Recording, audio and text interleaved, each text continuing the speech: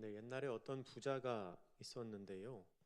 여행을 하던 중에 건강이 많이 안 좋아졌습니다.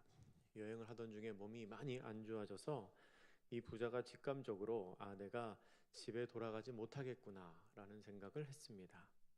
그런 생각을 한 그는 편지를 써서 집에 보냈는데 편지에 유언을 써서 보냈습니다. 편지의 내용은 이랬습니다.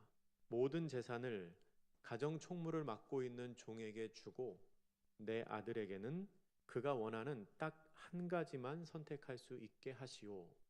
라고 편지를 써서 보냈습니다. 그 편지를 받은 아들은 충격을 받았습니다. 반면에 그 가정 총무였던 종은 내색은 하지 않았지만 굉장히 기뻐했습니다.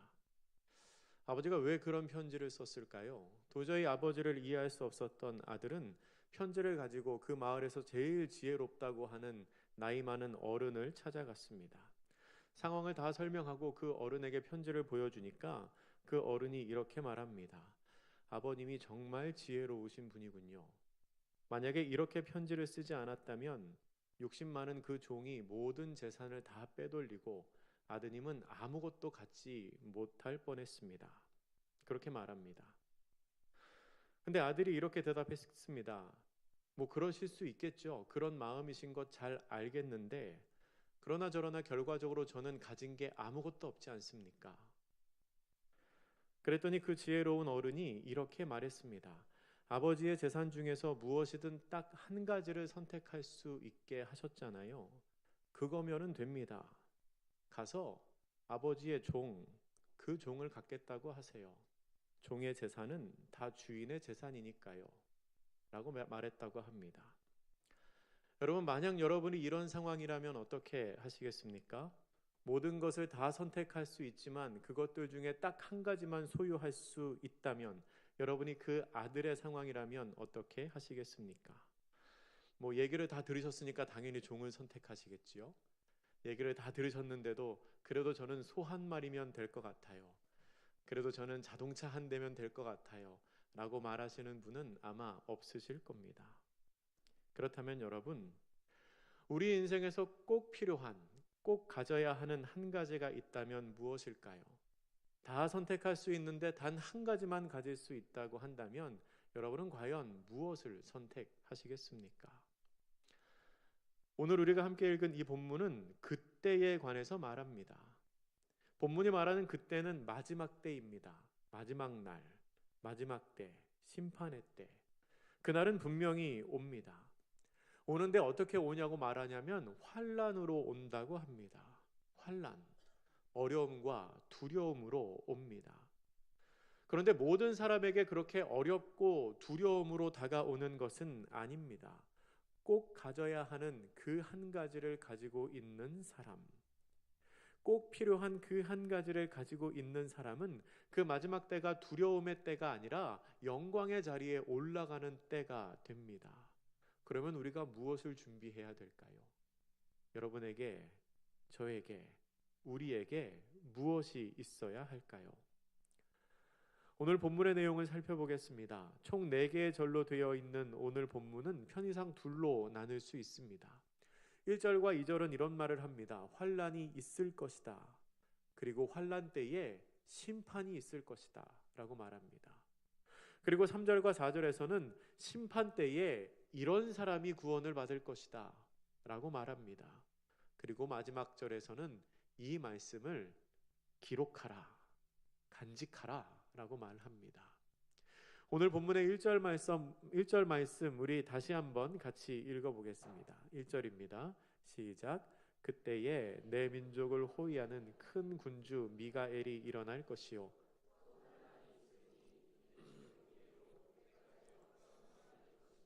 그때에 내 백성 중 책에 기록된 모든 자가 구원을 받을 것이라. 아멘. 그때에 일어날 일을 기록하는데요. 아까 말씀드린 것처럼 그때는 마지막 때입니다. 종말의 때입니다. 그 종말의 때에 이전까지는 없었던 환란이 일어납니다. 다니엘서의 앞선 본문에도 여러 가지의 어려움이 많이 기록되어 있습니다. 예언으로 어려움 겪을 거 많이 얘기하셨는데 근데 그때에 겪을 그 어려움은 이전까지의 어려움에 비할 바 없는 아주 큰 어려움이라는 겁니다. 그런데 이스라엘 민족은 크게 걱정할 필요가 없습니다. 왜냐하면 그들을 도울 자가 있기 때문입니다. 이스라엘 민족을 보호하는 자가 누굽니까? 천사 미가엘입니다. 천사 미가엘이 나타나서 그들을 도울 것입니다. 그런데 여러분, 우리가 안심하지 말아야 할 것은 그 천사는 우리를 구원할 수 있는 존재가 아니라는 겁니다. 천사는 우리를 구원할 수 없습니다. 천사가 나타났다고 해서 그 천사가 우리를 돕는다고 해서 글쎄요, 어떤 고통이 좀 줄어들 수 있고 우리의 마음이 좀 안정될 수는 있을까요? 근데 그 천사가 우리를 구원하지는 못합니다. 누가 구원을 받냐면 1절의 하반절에 기록된 대로 책에 기록된 사람들이 구원받습니다. 이스라엘 민족이라고 해서 다 구원받는 것 아니고 하나님의 백성이라고 칭함을 받는다고 해서 다 구원받는 것도 아니고 단지 그 책에 이름이 기록된 사람들이, 그 사람들만 구원을 받습니다. 이 책은 바로 생명책을 말합니다. 생명책에 이름이 기록된 사람만 환난 때에, 마지막 때에 구원의 자리에 이를 수 있습니다. 본문 2절에서는 그 내용을 더 구체적으로 설명합니다. 2절 말씀도 우리 같이 읽어보겠습니다. 시작. 땅의 티끌 가운데에서 자는 자 중에서 많은 사람이 깨어나 영생을 받는 자도 있겠고 수치를 당하여서 영원히 부끄러움을 당할 자도 있을 것이며. 아멘. 그 마지막 때에는 땅의 티끌 가운데에서 자는 자가 깨어난다고 합니다. 땅에 묻힌 지 오래되어서 다 썩어서 흙으로 돌아간 사람들, 그리고 시신을 화장해서 마치 먼지처럼 되어버린 사람들도 다 살아납니다. 다 살아나서 영생의 길에 들어갑니다. 근데 성경은 모든 사람이 영생을 얻을 거라고 말하지는 않습니다. 많은 사람이 깨어나 영생을 얻지만, 그런데 어떤 사람들은 수치를 당하며 영원한 부끄러움에 거하게 됩니다. 여러분, 이것이 마지막 때에 있을 일입니다. 환난이 있을 것이고요. 환난 중에 심판이 있습니다. 누구도 그 심판을 피할 수는 없습니다. 책에 기록된 사람들, 책에 이름이 기록된 사람들은 구원을 받을 것이고 영생을 얻을 것이지만, 그렇지 않은 사람들은 영원한 수치와 영원한 부끄러움, 그리고 영원한 고통을 당하게 될 것입니다. 그렇다면 구원의 자리에 들어갈 그 사람들, 생명책에 이름이 기록된 그 사람들은 어떤 사람들일까요? 그 마지막 심판 때에 구원을 받을 사람들에 관하여 오늘 본문 3절이 기록하고 있습니다. 3절 같이 읽습니다. 시작. 지혜 있는 자는 궁창의 빛과 같이 빛날 것이요 많은 사람을 옳은 대로 돌아오게 한 자는 별과 같이 영원토록 빛나리라. 아멘. 이 말씀은 마지막 때에 영광의 자리에 설 사람들을 둘로 나누어서 설명하고 있습니다. 먼저 말하는 사람은 지혜 있는 자입니다. 지혜 있는 사람은 마지막 때에 하늘의 빛과 같이 빛날 것입니다. 그러면 여기에서 말하는 지혜는 과연 어떤 지혜일까요? 제가 우리 교회 교적을 보니까 우리 교회에 등록되어 있는 지혜가 8명입니다. 김지혜 AB, 이지혜, 서지혜, 박지혜, 허지혜, 오지혜, AB. 참 지혜가 충만한 교회죠. 저는 이렇게 많을 줄은 몰랐는데요. 근데 지혜 있는 자는 궁창의 별과 같이 빛난다라고 했을 때 과연 이분들만 구원받는다는 것은 아닐 테고요. 그러면 우리가 이름을 다 지혜로 바꿔야겠죠. 과연 어떤 지혜를 말하겠는가? 여러분, 오늘 본문에서 말하는 지혜는 가장 기본적으로 우리의 구원자 되시는 하나님과 예수 그리스도를 알고 그 하나님을 믿고 그 믿음을 포기하지 않는 지혜입니다. 또한 하나님의 신실하심을 신뢰하는 지혜입니다. 큰 고난 가운데에서도 오늘 본문 앞에 기록된 것처럼 정말 헤어나올 수 없는 어려움 속에서도 우리를 포기하지 않으시고 회복시키신 하나님께서 다시 한번 우리를 구원하실 것을 믿는 그러한 지혜입니다. 내가 지금 당하고 있는 이 고난이 당장 나를 삼키고 내 삶을 집어 삼킬 것 같을지라도 내 삶이 여기서 끝나는 게 아니라 영광의 자리로 나아가는 과정임을 믿는 지혜입니다. 그리고 내가 지금 죽어도 다시 부활할 것을 믿는 지혜입니다. 신실함이란 나에게서부터 나오는 것이 아니라 우리를 향한 하나님이, 그 하나님의 사랑이 신실하시기에, 우리를 향한 하나님의 그 사랑이 변함이 없으시기에 내가 어떠한 모습일지라도, 심지어는 내가 하나님을 잊어버렸을 그때에도 하나님께서 나를 구원하실 것임을 믿는 그것이 지혜입니다. 그렇게 예수 그리스도께서 나의 변함없는 구원자가 되어주신다는 것을 믿는 것이 지혜입니다. 우리가 하나님을 잊어버릴 때도 하나님께서 우리를 잊지 않으시고 나와 함께 하신다는 것, 그 사실을 아는 것이 지혜입니다. 제가 주중에 찬양을 한 곡 들었습니다. 오래전에 나온 찬양인데요, 새롭게 들렸습니다. 말씀을 준비하면서 찬양을 다시 들으니까 이 찬양이 세상 무엇과도 바꿀 수 없는 지혜를 말하고 있다는 것을 알게 됐습니다.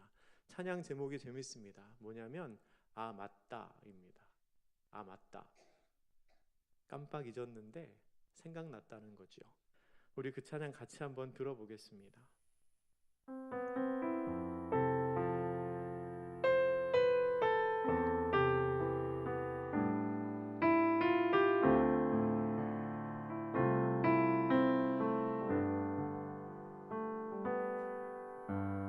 하나님이 날 참 사랑하시네. 하나님이 날 참 사랑하시네. 하나님이 날 참 사랑하시네. 하나님이 날 참 사랑하시네. 세월에 묻혀 또 현실에 갇혀 잊고 살다가도, 그냥 살다가도 어느 날 문득 생각해보면 하나님이 날 참 사랑하시네. 우리 찬양 같이 한번 부를 수 있을까요? 하나님이 날 참 사랑하시네. 하나님이 날 참 사랑하시네. 하나님이 날 참 사랑하시네. 하나님이 날 참 사랑하시네. 세월에 묻혀 또 현실에 갇혀 잊고 살다가도, 그냥 살다가도 어느 날 문득 생각해보면 하나님이 날 참 사랑하시네. 세월에 묻혀 또 현실에 갇혀 잊고 살다가도, 그냥 살다가도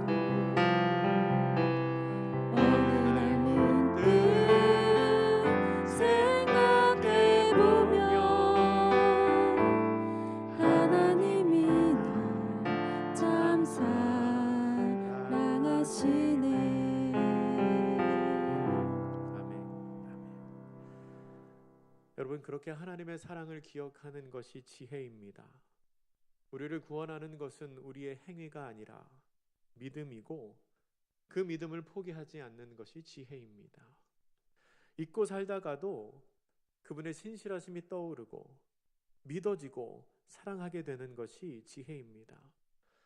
그렇게 지혜가 있는 사람은 이 땅 가운데 있을 때는 비록 먼지같이 보일지라도 하나님의 때에 반드시 하늘의 빛과 같이 빛나게 될 것입니다.